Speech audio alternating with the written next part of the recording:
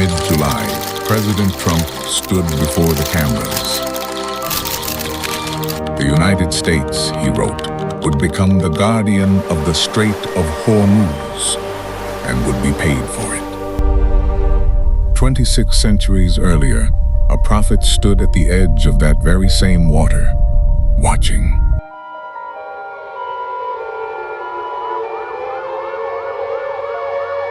Tonight, we ask if the two are connected. From Genesis to Hormuz to Revelation.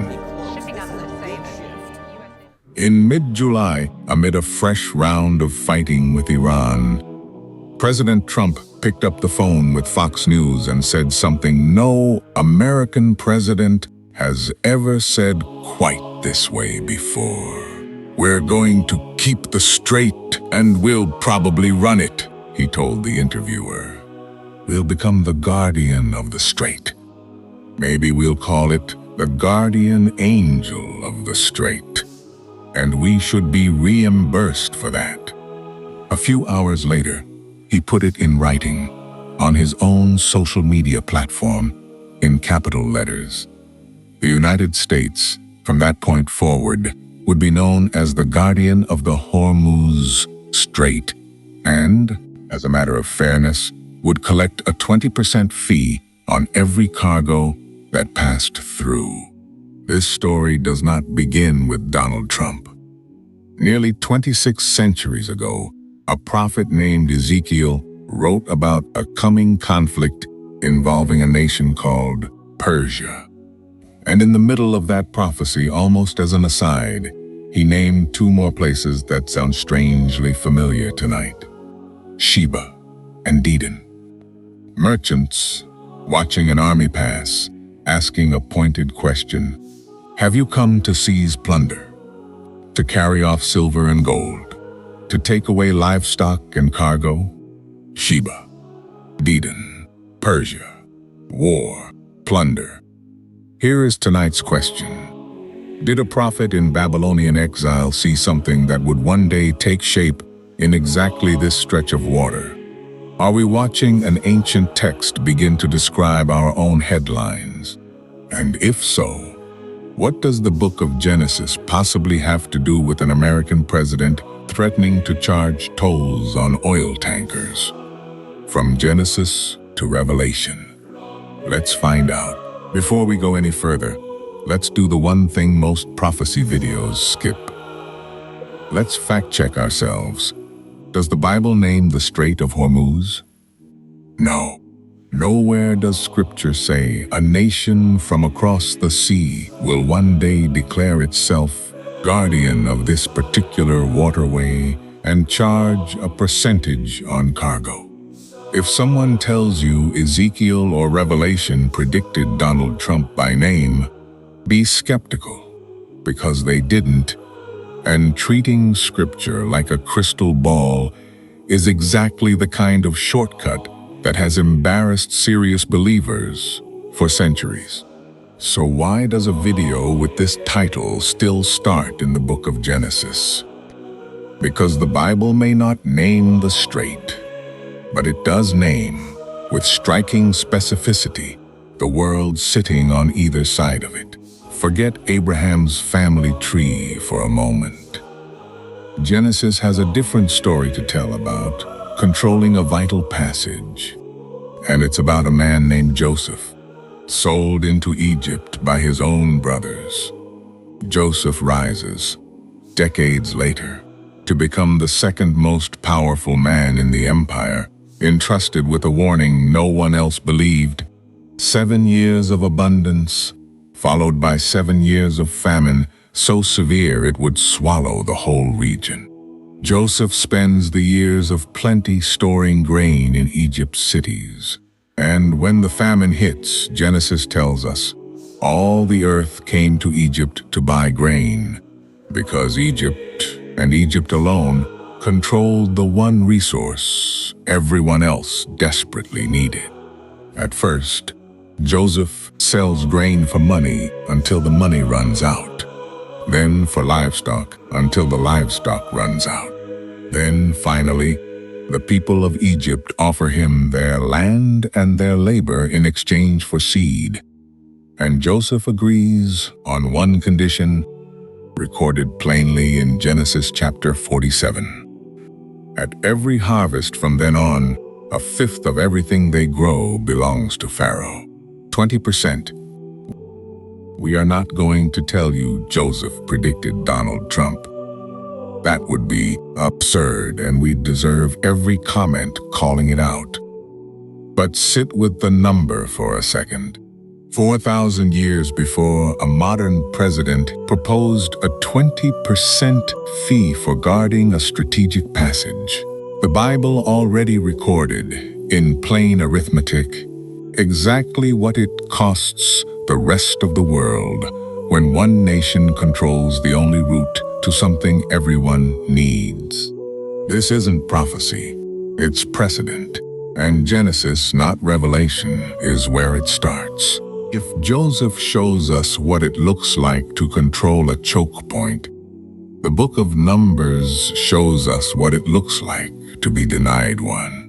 Centuries later, wandering through the wilderness toward the promised land, Israel reaches the border of Edom, a neighboring kingdom descended, notably, from Esau, Jacob's own brother.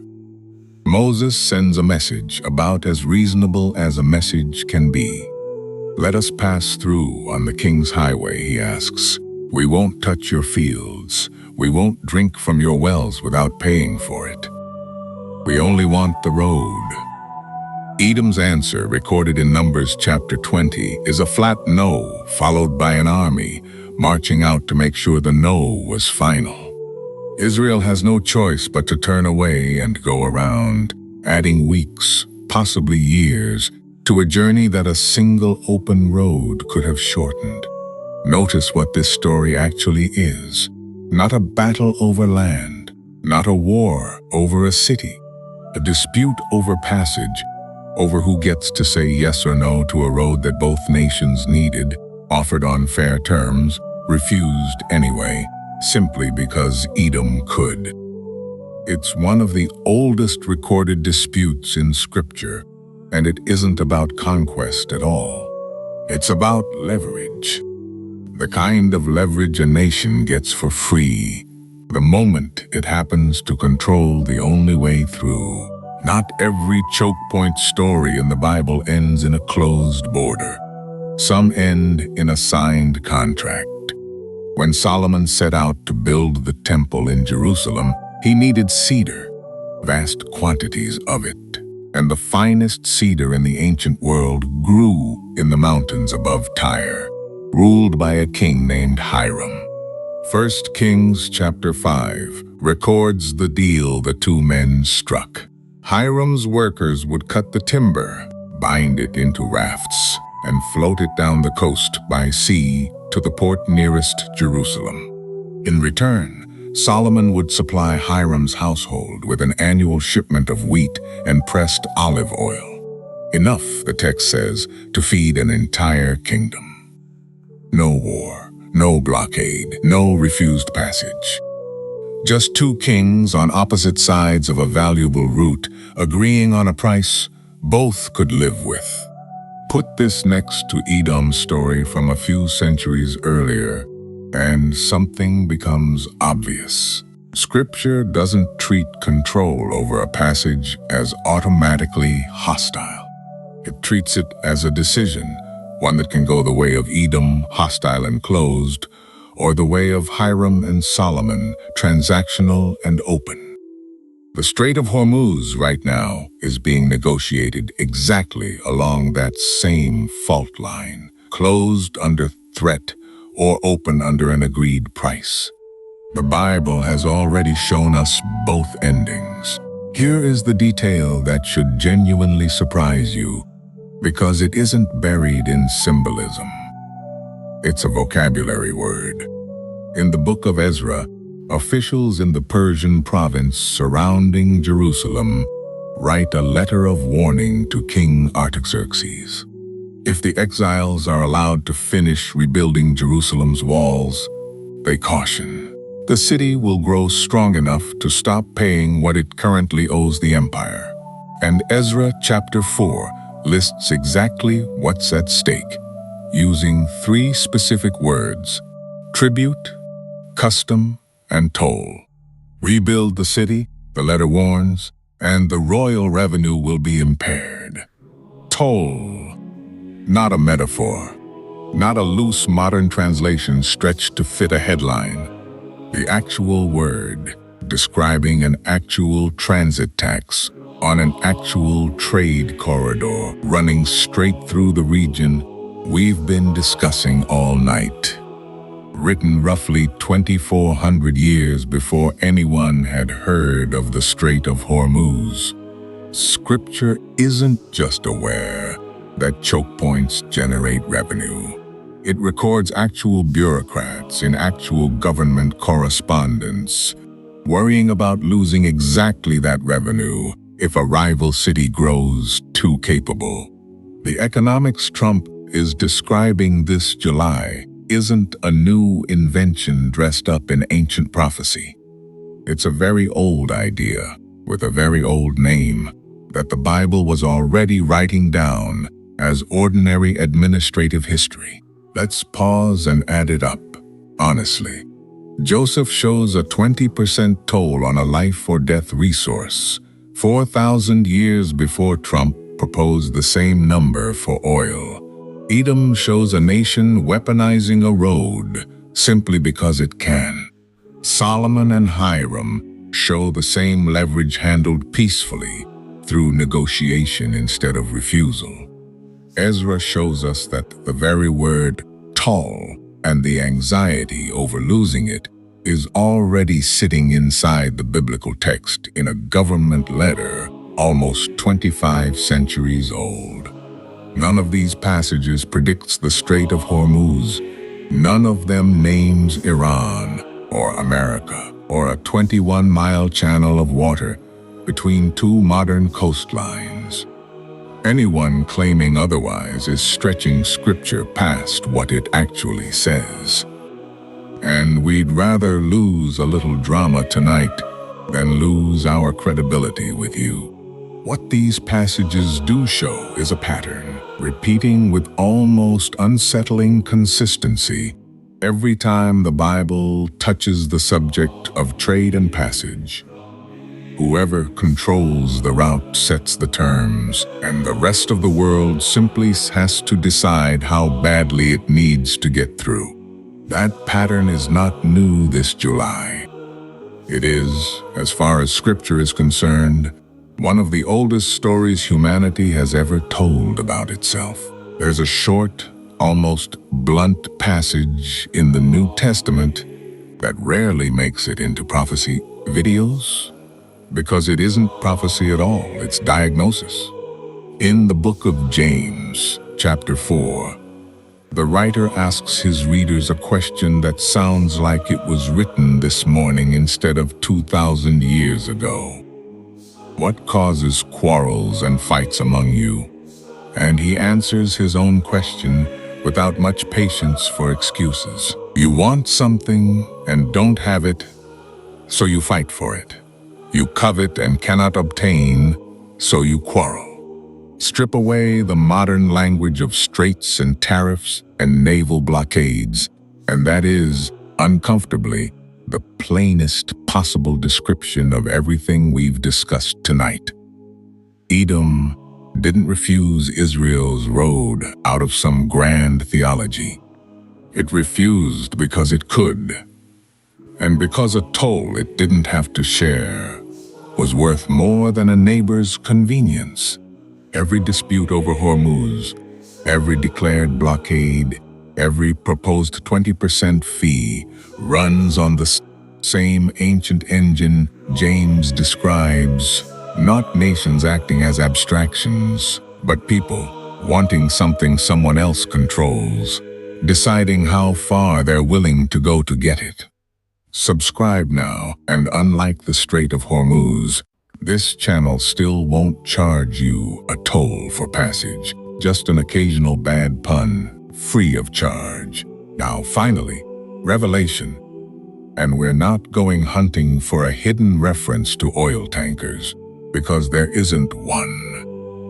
What Revelation does give us, in chapter 13, is an image worth sitting with carefully.